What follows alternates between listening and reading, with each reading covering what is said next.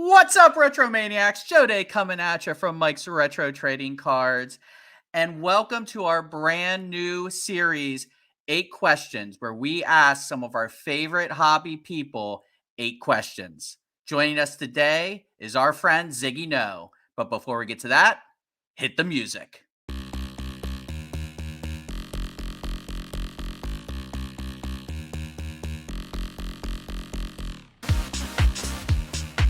We are here with ZiggyNo, and we are going to do 8 questions. Ziggy, you ready? I am ready. Now, just to clarify, I have not seen these questions. So I don't know what's going on here. These are new to me. I want the audience to understand that. Okay, I'm ready. Question number 1. What is the first card you remember collecting?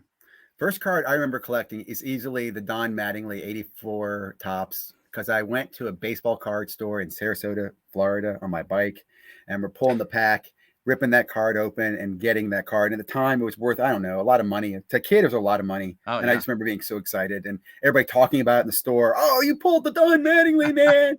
I still have that card today. That's the first card I collected. Don Mattingly. That's cool. You still have Topps. it. Yep. That's close to EP's heart, I bet. Yeah. All right. Number 2. What is the most valuable card you have ever personally owned?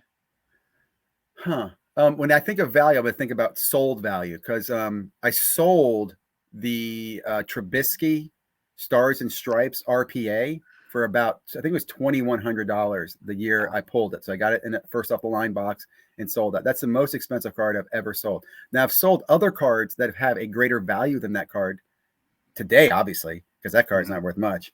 But that was the biggest transaction ever made in a sale on a card.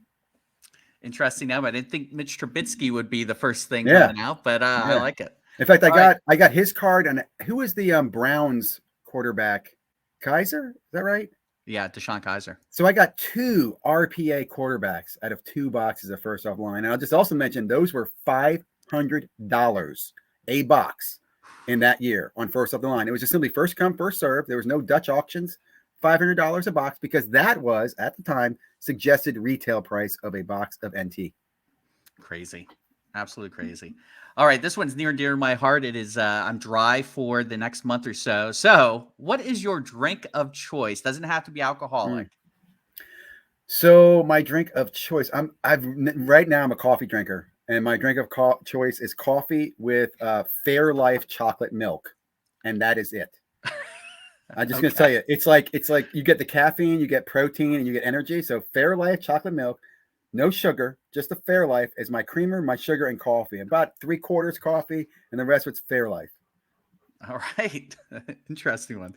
Number 4, if you could rip any box of cards right now, what would it be? Man, that's a good one. There's a lot of wonderful chases out there.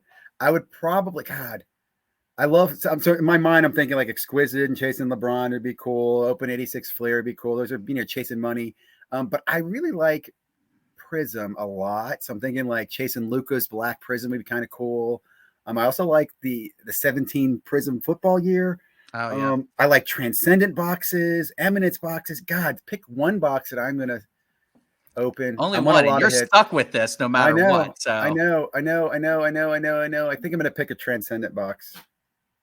Because if you get to pick one big box, man, you got to go big.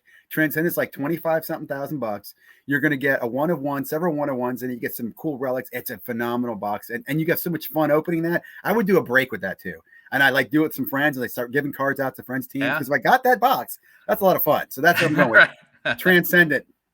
Good answer. And you get a party. You get to go to the VIP party, because each Transcendent box. Yeah, here's another thing. Transcendent boxes come with an invitation to a Transcendent party. So right there, you're getting a box of cards and a party. Experience. It's an experience. No brainer. There it is. There you go. All right. Number 5. Tell us something about yourself that most people may not know. This is a great one. Well, everybody will know this one too, and they're going to go, "This guy's an idiot." Married and divorced the same woman twice. Moving on. I can't even add anything onto that. Fantastic. All right. Married and divorced twice. And you ask where my collection is. Okay. I'm building one now. All right. Number 6. What was your first car? First car, a Toyota Tercel, 1982. No floor in the passenger seat behind. I think everyone's first car was like that. like literally, like, as we talked about, remember the Flintstones? You can put your feet down and push it.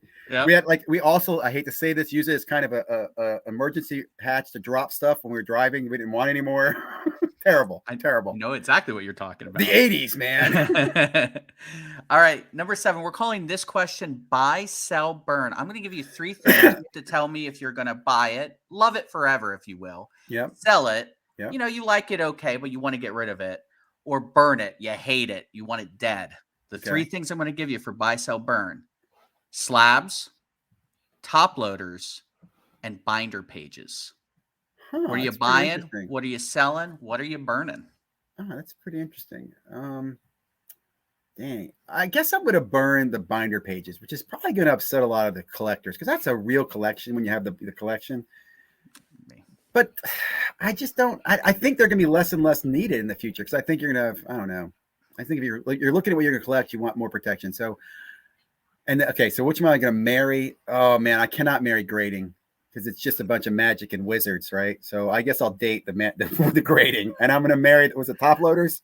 Yep. So I love top loaders because, again, you think about it as a collector, you want to protect it. It's a top loader is better than a page, okay? And again, I understand the importance of grading, so I'm going to date grading because I won't lie. I don't use PSA directly, but I do use PSA. Yeah. So you're going to buy top loaders, you're going to sell slabs, and then you're going to burn binder pages. All right. Yep. Interesting. Yep. And that was my logic. And that's good logic. All right. Last question. Question number 8. Other than recommending buying any particular card, what is one piece of advice you would give to yourself when you first started collecting? If I could go back and give to myself when I first started collecting. Get out now. Nothing else. Something else. I mean, perfect. I don't know. I'll tell you, and I mean, let me just clarify that. I love this hobby. I really do. But there are times I'm like, man, why did I do this again? Yeah. Because when you try to explain to somebody outside the hobby, it's kind of hard. It's almost like trying to explain, I don't know, collecting Pez dispensers or something like that. It's different. You either get it or you don't. And I'll tell you this, I don't force it on other people. I'm like, oh man, you got to collect. It is what it is. I love it. I do.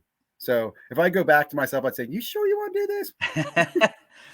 Good answer. All right, everyone. That was 8 questions with ZiggyNo. And I do have to say before we go, Ziggy was one of the first people out there to give a shout out to our channel. He's been really a big part of our growth. So we appreciate that. I can speak for the whole Mike's Retro Trading Card family. Thank you so much for joining us. Ziggy, where can the folks find you? Well, thank you. First, let me say, I know I'm the reason you guys have not hit 1,000 subscribers now. So if you guys are watching this, I encourage you guys to subscribe to this channel. It's a great channel. Don't blame me for it. Where can you find me? ZiggyNo on YouTube. ZiggyNo Raw is another channel I have. I'm a little bit of everywhere. I'm on, Instagram, Twitter as well. I'm doing some stuff with Funkos, but just look for ZiggyNo. And we'll have fun. Sounds good. I appreciate it, Ziggy. We'll see you next time. Thank you.